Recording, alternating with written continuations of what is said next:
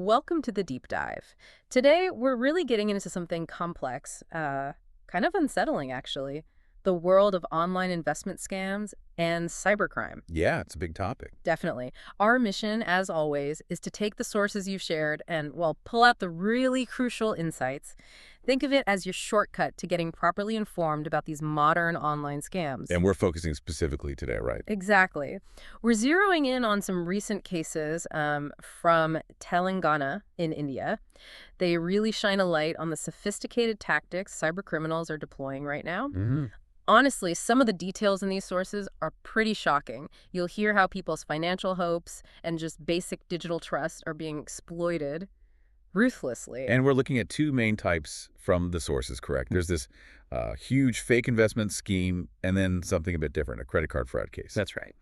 So the idea isn't just to say what happened. We want to break down how these scams actually work step by step. And crucially, why it matters, why understanding this is vital for, well, pretty much anyone online today. Absolutely. Okay, let's dive into that first major case then, because the details are, well, they're quite something. The Shoonya investment fraud. Right. So imagine this, a 52-year-old private employee, just a regular person in Hyderabad. They were tricked out of 2.36 crore. That's a huge amount. What's that, roughly? It's about 23.6 million Indian rupees. Or, for a bit of global context, maybe over $250,000 US. It wasn't just some savings, it was described as an entire investment. Wow. That really highlights the devastation these things cause. It really does. And how did it start? So simple, almost mundane. The victim was just added to a WhatsApp group. A WhatsApp group? Yeah, called Shoonya, apparently run by a couple of people named Sargajit Singh Virk and Swetha. Okay, so the WhatsApp group was the entry point. How did they hook him? What was the actual bait? Well, this is where it gets clever, or maybe insidious is the better word. The group presented itself as an AI-driven trading hub. Ah, the buzzwords, AI. Exactly. Offering stock market tips, trade strategies, even training sessions. They really played on that whole AI thing, didn't they? Made it sound cutting edge, legitimate. Yeah, that's a common tactic. Using terms people recognize but maybe don't fully understand to build credibility. It's less about the tech, more about the perception of the tech. Scammers don't just steal money initially. They first steal your belief, your trust. So they've got him interested with the AI angle, the promise of expert tips. What came next? How did they solidify the scam? The sources mention fake apps. Yes, precisely. This is where the illusion really took hold.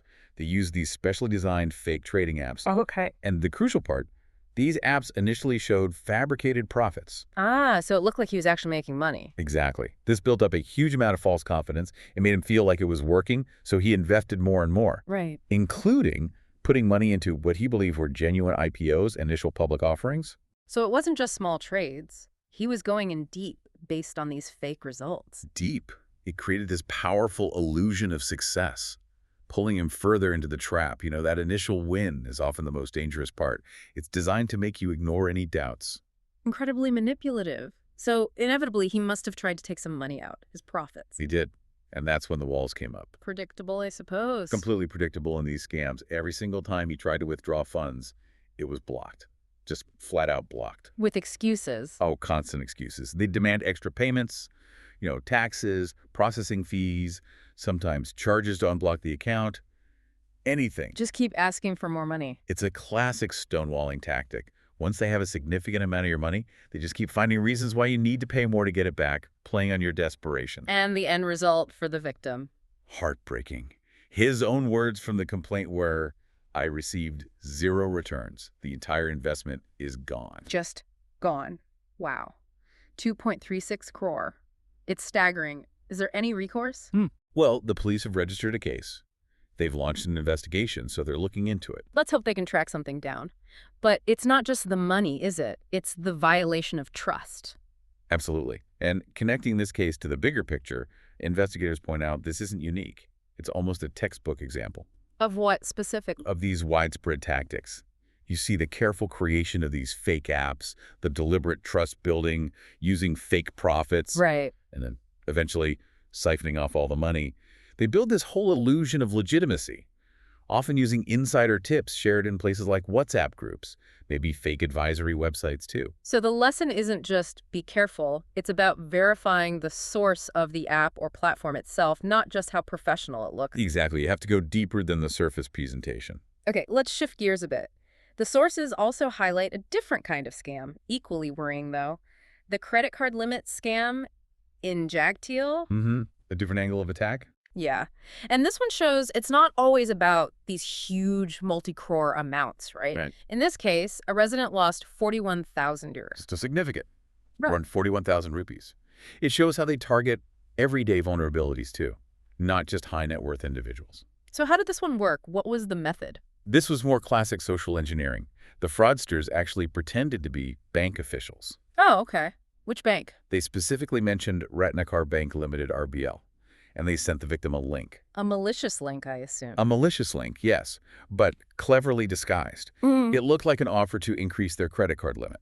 Ah, playing on that desire for, better financial standing or more credit. Exactly. It taps into a very common aspiration. That's a recurring theme. And what happened when the victim clicked and entered details? Instant withdrawal. As soon as the details were entered, poof, the money was gone. That fast. That fast. The victim apparently tried calling the fraudsters back straight away, but naturally. No way. No answer. So they went to the police, a complaint was filed. It really shows the speed these things can operate at. Definitely. And this case really reinforces that basic advice, doesn't it? It absolutely does. It highlights the police advisory perfectly. Don't click suspicious links. Don't share your banking details over calls or messages unless you initiated the contact and you are 100% sure who you're talking to. But the tricky part is these links aren't always obviously suspicious, are they? Not at all. That's the key insight. They're designed to look perfectly legitimate. They mimic real bank communications, real offers. So the defense isn't just spotting obvious fakes. No, the best defense is always to independently verify. Go to the bank's official website yourself. Call the official customer service number you already have. Never use the contact details or links provided in an unsolicited message. Right, so taking both these cases together, the Shoonya fraud, the RBL scam, what's the bigger picture here coming out of the sources? Well, both cases really point to what the sources call the growing menace of sophisticated online scams in Telangana.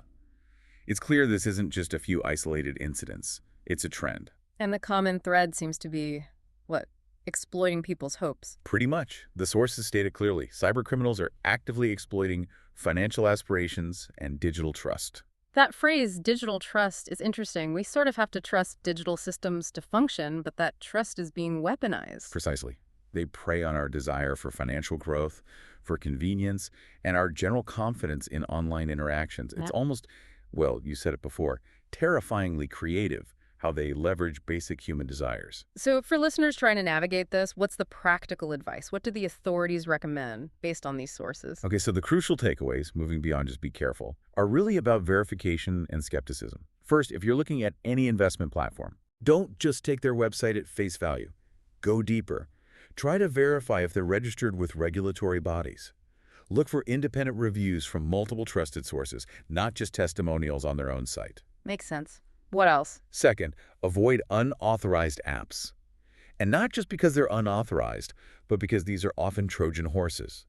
They look identical to legitimate apps. So how do you verify? Stick to official app stores, Google Play, Apple App Store, or download directly from the company's verified official website.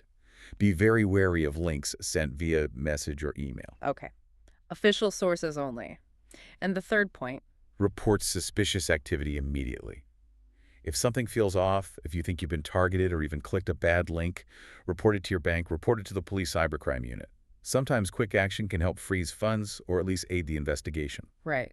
Don't wait out of embarrassment or uncertainty. Act fast. These cases really are stark reminders, aren't they? Real people, real money, devastating consequences. It underlines why we all need to be vigilant, critical thinkers online. It's proactive defense, not just damage control. Okay, so let's try and sum up the core lesson from this deep dive. The digital world, it offers amazing opportunities. We all know that.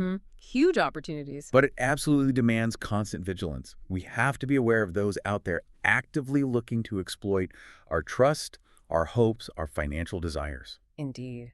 And maybe it's worth reflecting on those specific tactics we discussed. The lure of easy, quick profits, especially with things like AI hype, Right. the sophisticated use of fake apps showing those tempting but completely fabricated returns. That initial fake success? Yeah, and the subtle social engineering, those harmless-looking links, those calls pretending to be someone official, and just the absolute critical importance of verifying every digital interaction, no matter how genuine it seems at first glance. Verification is key. So maybe a final thought to leave everyone with. In a world where terms like AI-driven are thrown around constantly and where we increasingly rely on digital trust, how do you, the listener, actually tell the difference between real innovation and just elaborate, sophisticated deception? Hmm.